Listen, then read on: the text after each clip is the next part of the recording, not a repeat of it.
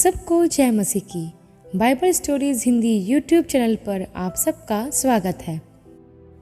आज मैं आपको बाइबल से कैन और हाबिल के बारे में बताने वाली हूँ, जिसका वर्णन आपको उत्पत्ति की पुस्तक के 4 अध्याय में देखने को मिल जाएगा। इससे पहले प्रियो कि हम वीडियो शुरू करें, आप हमारे Bible stories Hindi YouTube channel को सब्सक्राइब करना और बेल आइकन को दबाना ना भूलिएगा। आइए प्रियो, हम वीडियो को शुरू करते हैं।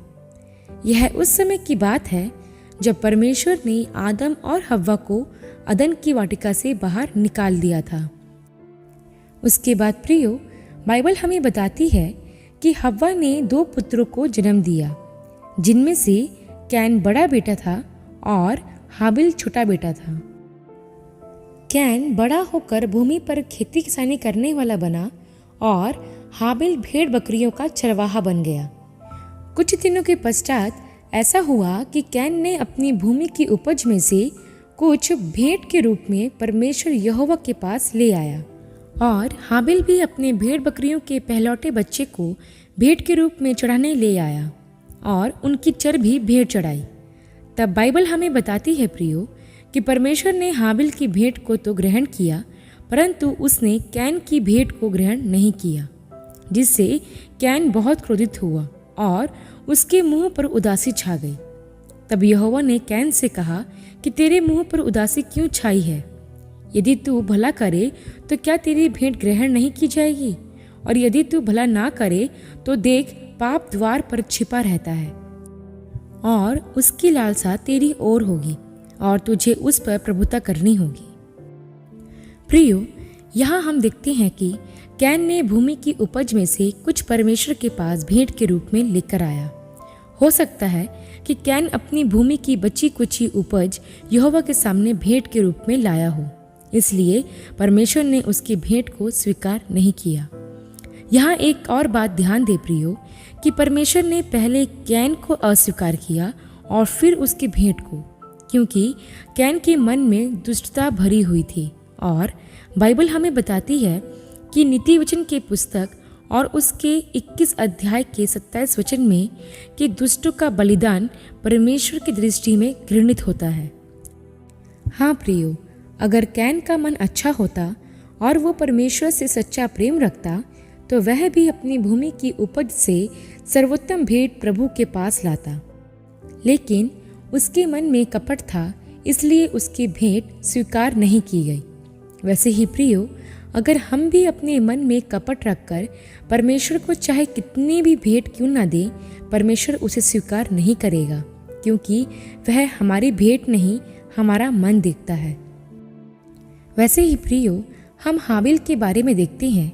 जब वह अपनी भेंट प्रभु यहोवा के पास लाया, तो बाइबल हमें बताती है कि प्रभु यहोवा ने उसे और उसकी भेंट को ग्रहण किया। बाइबल में यह स्पष्ट बताया गया है कि परमेश्वर ने पहले हाबिल को ग्रहण किया, फिर उसकी भेंट को। प्रियो, हाबिल का मन कपट रहित था। वह परमेश्वर से सच्चा प्रेम करता था, इसलिए उसने प्रभु यहोवा के पास अपनी भेड़ बकरियों में से सर्वोत्तम भेंट लेकर आया।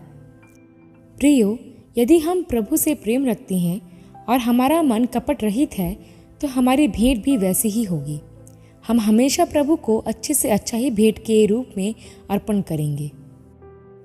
प्रियो, हाबिल एक भला मनुष्य था, जो ना सिर्फ परमेश्वर से परंतु अपने भाई कैन से भी प्रेम रखता था। लेकिन कैन एक दुष्ट व्यक्ति था और अपने भाई हाबिल से घृणा रखता था। इसलिए परमेश्वर ने उससे कहा कि यदि तू भला करे तो क्या तेरी भेंट स्वीकार नहीं की जाएगी?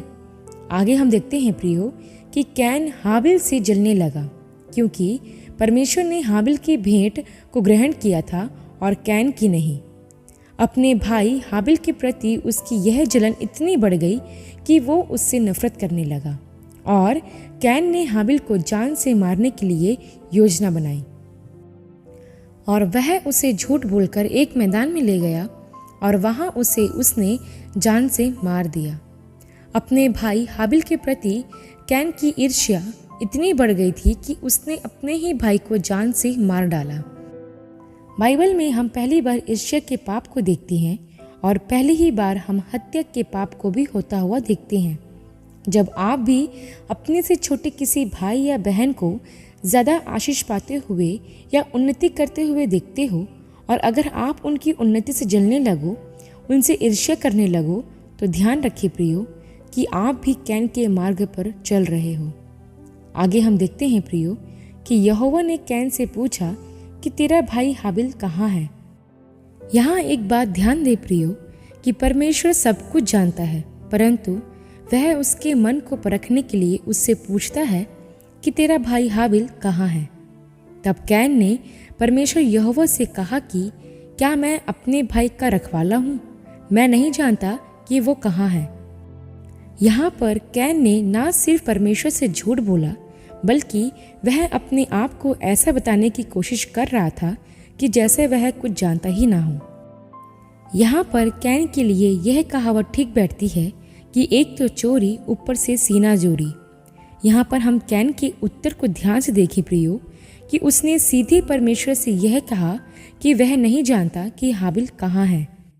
यह पाप का स्वभाव उसके पिता आदम से उसमें आया था, जो आज तक हम मनुष्यों में बना हुआ है।